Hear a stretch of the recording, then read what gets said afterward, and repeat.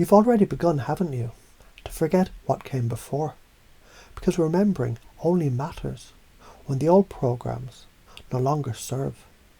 You've outgrown, haven't you? Some previous way, some older voice, some forgotten script whispering fear dressed as caution, wearing masks of logic. But logic never wrote your destiny, no. That's written by the rhythm beneath the breath, where the soul hears in metaphor, and the unconscious listens differently.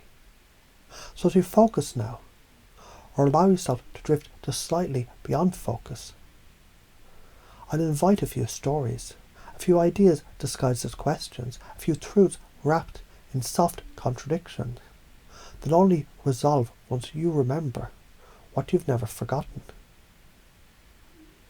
It's interesting how a near death can bring more life. How light that shatters time reveals the map that's always hidden beneath your feet. How peace arrives when you stop searching for it and become it. How a man, once drowning in doubt, found breath again when he stopped breathing. And in that breathless stillness he saw, not with eyes, but with presence. Everything was made of love. Everything he feared was an echo of forgetting. He came back changed, but not because he was told something, but because he remembered what was always true. Isn't that curious? Because when you imagine a tunnel of light, a music so clear you feel more than hear it, and a presence that knows you, loves you, without asking you to change, then something soft opens. Isn't it useful to discover that your unconscious mind can begin to install that love, that clarity as your new normal? And perhaps now you're wondering how many beliefs can be replaced without effort, like clothes slipping from your shoulders into a warm wind. You don't need to hold on to old frames. When your soul opens to a larger sky, and the beliefs, yes, beliefs that you're enough, beliefs that love is your source code, that you're always growing, that failure is just feedback, that death is an illusion and life is eternal motion, that you're not a body, but you're light in motion, that the universe responds to boldness, not hesitation, that all emotions are meant to be felt, not feared, all action creates momentum and meaning, that you're allowed, you're allowed, you're allowed. And these are not just affirmations. They're installations, frameworks, operational instructions for a new level of reality.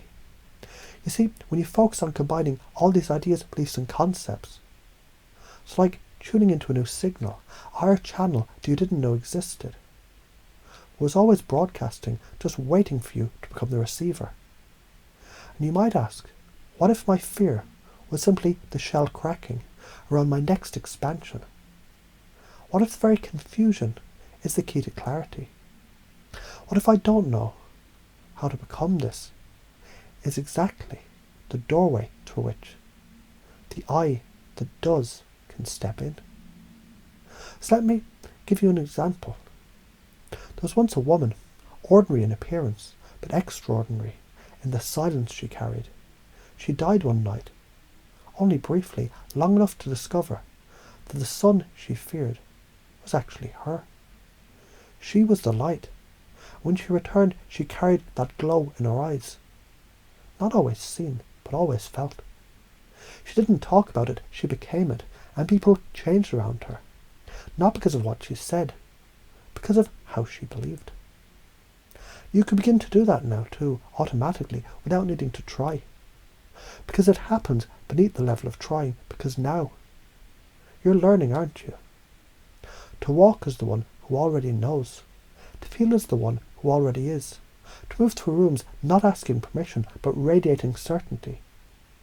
Maybe there's a part of you already rehearsing how easy it is now to access that stillness, that knowing, that bold, bright, curious, sovereign energy.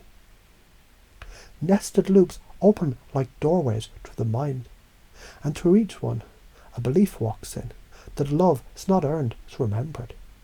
The reality is malleable, and you are the moulder.